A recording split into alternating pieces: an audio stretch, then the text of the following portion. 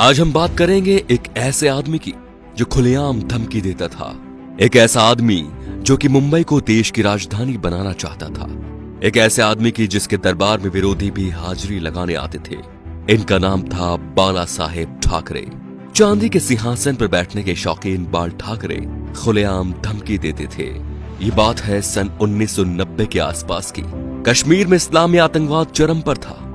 कश्मीरी पंडितों को भगाया जा रहा था। अमरनाथ यात्रा चल रही थी। आतंकवादियों ने यात्रा बंद करने की धमकी दे दी और कहा जो भी अमरनाथ यात्रा आएगा वो वापस नहीं जाएगा।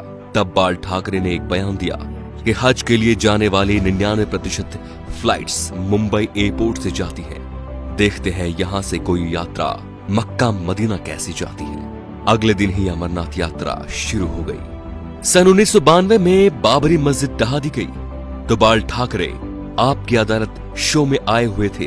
जब उनसे कहा गया कि सुना है ये काम शिव सैनिकों ने किया है, तो वे बोले यदि ये काम शिव सैनिकों ने किया है तो ये गर्व की बात है।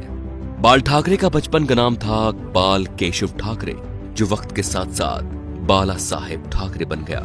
1980 के दशक में बाला साहेब ठाकरे ने मुसलमानों के बारे में कहा कि ये कैंसर की तरह फैल रहे हैं और देश को इनसे बचना चाहिए। 1950 के आसपास टाइम्स ऑफ इंडिया के संडे एडिशन में इन्हीं के कार्टून छपते थे। इन्होंने 1960 में ये नौकरी छोड़ दी थी। बाल ठाकरे को हिंदू हृदय सम्राट कहा जाता था। उनका मोदी की तरह बिना देखे भाषण देना लोगों के मन को भा गया। उन्हें सुनने के लिए लाखों की भीड़ एकजुट हो गई थी। बाल ठाकरे जब किसी का विरोध करते थे तो दुश्मनों की तरह, और जब तारीफ करते थे तो ऐसे कि जैसे उनसे बड़ा कोई मित्र नहीं।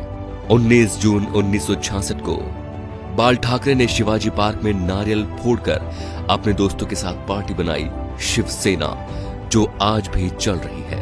बाल ठाकरे की एक खास बात थी कि वो कभी किसी से मिलने नहीं गए। बड़े बड़े बॉलीवुड एक्टर बियर पीने और उनसे मिलने उनके घर आते थे, जैसे नरेंद्र मोदी, माइकल जैक्सन। बाल ठाकरे के कुछ स्पेशल शौक थे, सिगार, व्हाइट वाइन एक्सेट्रा। ज्यादातर लोग फोटो या इंटरव्यू में उनके हाथ में पाइप या सिगार होती थी। 1999 में बाल ठाकरे पर 6 साल तक वोट डालने और चुनाव लड़ने पर बैन लगा था, लेकिन बाल ठाकरे ने अपने जीवन में कभी चुनाव नहीं लड़ा। अपनी मौत से 2 महीने पहले ठाकरे का एक बयान आया कि आर्मी मेरे हवाले कर दो, मैं देश को 1 महीने में ठीक कर दूंगा। 17 नवंबर 1912 बाल ठाकरे का निधन हो गया। इस दिन मुंबई बंद था। अंतिम यात्रा में 5 लाख लोग शामिल हुए। थोड़ी थोड़ी देर बाद एक आवाज उठती है, बाला साहेब। लाखों लोग चिल्लाते रहे, अमर रहे।